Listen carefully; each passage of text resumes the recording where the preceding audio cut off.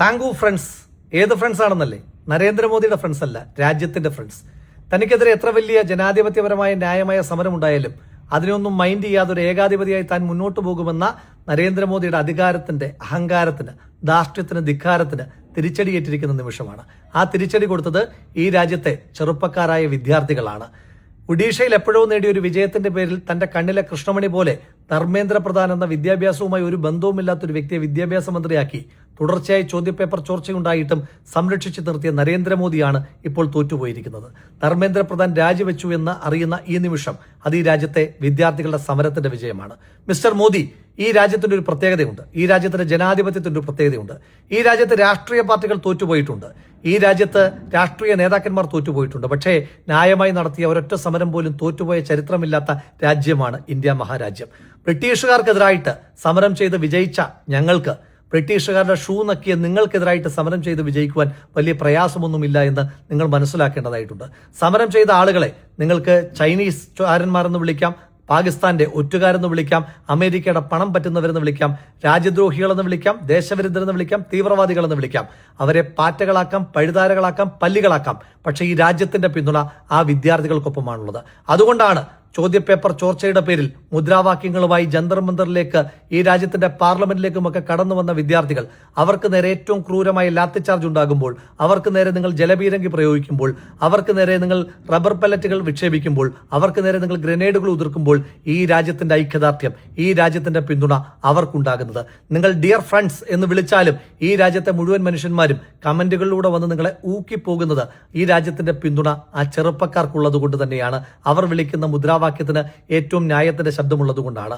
ഒരുപക്ഷെ ഉറക്കമുളച്ച് പഠിച്ച് പരീക്ഷ എഴുതി പാസ്സായതിനു ശേഷം ചോദ്യപേപ്പർ ചോർന്നു എന്നതിന്റെ പേരിൽ പരീക്ഷ വീണ്ടും നടത്തണമെന്ന് പറയുമ്പോൾ ഉണ്ടാകുന്ന വിദ്യാർത്ഥികളുടെ സമ്മർദ്ദം നിങ്ങൾക്ക് മനസ്സിലാകണമെന്നില്ല.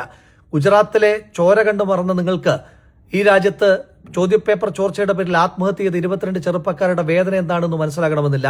അവരുടെ മാതാപിതാക്കളുടെ ആശങ്ക എന്താണെന്ന് മനസ്സിലാകണമെന്ന് ഒരു നിർബന്ധവുമില്ല. പക്ഷേ ഈ രാജ്യത്തിന് അതെല്ലാം മനസ്സിലാകും. വിദ്യാഭ്യാസം എന്താണ് എന്ന് ചോദിക്കുമ്പോൾ, വിദ്യാഭ്യാസ യോഗ്യത എന്താണ് എന്ന് ചോദിക്കുമ്പോൾ ആകാശത്തേക്ക് നോക്കി നിൽക്കുന്ന അങ്ങേക്ക്, താങ്കൾ പഠിച്ച കോഴ്സ് ഏതാണെന്ന് ചോദിക്കുമ്പോൾ ഏതാണെന്നറിയാത്ത, പഠിപ്പിച്ച അധ്യാപകർ ആരൊക്കെയാണെന്ന് ചോദിക്കുമ്പോൾ ആരൊക്കെയാണെന്നറിയാത്ത, പഠിച്ച യൂണിവേഴ്സിറ്റി ഏതാണെന്ന് ചോദിക്കുമ്പോൾ അതേതാണെന്ന് പോലും അറിയാത്ത അങ്ങേക്ക് ചോദ്യപേപ്പർ ചോർച്ച പോലെയുള്ള വലിയ വലിയ കാര്യങ്ങൾ പറയുമ്പോൾ മനസ്സിലായെന്ന് വരില്ല. ചോദ്യപേപ്പർ ചോർച്ചയുടെ പേരിൽ നടത്തുന്ന അഴിമതികളെപ്പറ്റി നിങ്ങൾക്ക് തിരിച്ചറിയുവാൻ കഴിയുമെന്ന് വരില്ല. പക്ഷേ ഈ രാജ്യത്തിനത് തിരിച്ചറിയുവാൻ കഴിയുന്നത് കൊണ്ടാണ് ആ കുട്ടികളുമായി ഒരു ബന്ധവുമില്ലാത്ത മനുഷ്യർ പോലും അവർക്ക് ഭക്ഷണം എത്തിച്ചു കൊടുത്തത്. ആ കുട്ടികളുമായി ഒരു ബന്ധവുമില്ലാത്ത മനുഷ്യർ പോലും നിങ്ങളുടെ മാധ്യമ വായ്ത്താളങ്ങൾക്കിടയിലൂടെ, നിങ്ങളുടെ മാധ്യമ പുകഴ്ത്തലുകൾക്കും വിമർശനങ്ങളെയും ഒന്നും മൈൻഡ് ചെയ്യാതെ അവർക്ക് പിന്തുണയുമായി കടന്നുപോയത്. നിങ്ങൾക്ക് വേണ്ടി സംസാരിക്കുവാൻ സൂപ്പർ സ്റ്റാറുകളുടെ വലിയ താരനിര ഉണ്ടായേക്കാം. പക്ഷെ ഇവർക്ക് വേണ്ടി സംസാരിക്കുവാൻ നിലപാടുള്ള ഒരുപാട് മനുഷ്യന്മാരുണ്ട്.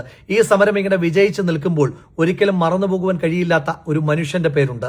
നിങ്ങൾ നിരന്തരമായി ആക്രമിക്കുന്ന, നിങ്ങൾ നിരന്തരമായി ആക്ഷേപിക്കുന്ന, നിങ്ങൾ നിരന്തരമായി വിമർശിക്കുന്ന, പക്ഷെ ഈ രാജ്യത്തിന് എപ്പോഴൊക്കെ ആവശ്യമായി വരുന്നോ അപ്പോഴൊക്കെ മുഷ്ടി ചുരുട്ടി മുദ്രാവാക്യവുമായി തെരുവിലേക്ക് ഇറങ്ങുന്ന രാഹുൽ ഗാന്ധി എന്ന ഇന്ത്യയുടെ പ്രതിപക്ഷ നേതാവിന്റെ ശബ്ദം, ഇന്ത്യയുടെ പ്രതിപക്ഷ നേതാവിന്റെ മുഖം, ഇന്ത്യയുടെ പ്രതിപക്ഷ നേതാവിന്റെ രൂപം, അദ്ദേഹത്തിന്റെ സമരം. വിദ്യാർത്ഥികൾ ജന്തർ മന്ദറിലെ ഏറ്റവും ക്രൂരമായ അക്രമം നേരിടുമ്പോൾ ആ രാത്രിയിൽ തന്നെ സമരത്തിന് പിന്തുണയുമായി കടന്നു വന്ന രാഹുൽ ഗാന്ധിയുടെ ആ നിമിഷം മുതൽ ഈ സമരം ടോപ്പ് ഗിയറിലേക്ക് പോവുകയും ടോപ്പ് ലെവലിലേക്ക് ആവുകയും ചെയ്തതാണ്. അവിടെ വെച്ച് ഈ രാജ്യം തിരിച്ചറിഞ്ഞതാണ്. അവിടെ വെച്ച് ഈ രാജ്യം എഴുതിയിട്ടതാണ് ഈ സമരം തോൽക്കുവാൻ പാടില്ല. ഇപ്പോൾ ധർമ്മേന്ദ്ര പ്രധാൻ രാജിവെക്കുമ്പോൾ അത് രാഹുൽ ഗാന്ധിയുടെയും ഈ രാജ്യത്തെ വിദ്യാർത്ഥികളുടെയും ഏറ്റവും വലിയ സമരത്തിന്റെ വിജയമാണ്. ആ സമരത്തിന് എല്ലാവിധമായ ഹൃദയാഭിവാദ്യങ്ങളും ഒരിക്കൽ കൂടി പറയുന്നു. നരേന്ദ്രമോദി, നിങ്ങളുടെ കൗണ്ട് ഡൗൺ ആരംഭിച്ചിരിക്കുകയാണ്. ഈ രാജ്യത്ത് നിങ്ങൾ കെട്ടിപ്പൊക്കിയ കോട്ടകൊത്തളങ്ങൾ, ഫാഷിസ്റ്റ് കോട്ടകൾ, അതൊന്നൊന്നായി തരിപ്പണമാകുവാൻ പോവുകയാണ്. അത് തകർക്കുവാൻ പോകുന്നത് നിങ്ങൾ പാറ്റകളെന്നും പഴുതാരകളെന്നും പല്ലികളെന്നും വിളിക്കുന്ന, നിങ്ങളുടെ നേതാക്കൾ ഇത്തിരിപ്പോന്ന പിള്ളേരെന്ന് വിളിക്കുന്ന ആ കുട്ടികൾ തന്നെ വന്ന് നിങ്ങളുടെ സിംഹാസനത്തെ തകർത്ത് തരിപ്പണമാക്കി നിങ്ങളെ താഴെ ഇറക്കും. അപ്പോൾ ഈ സമരത്തിന് സമരാഭിവാദ്യങ്ങൾ.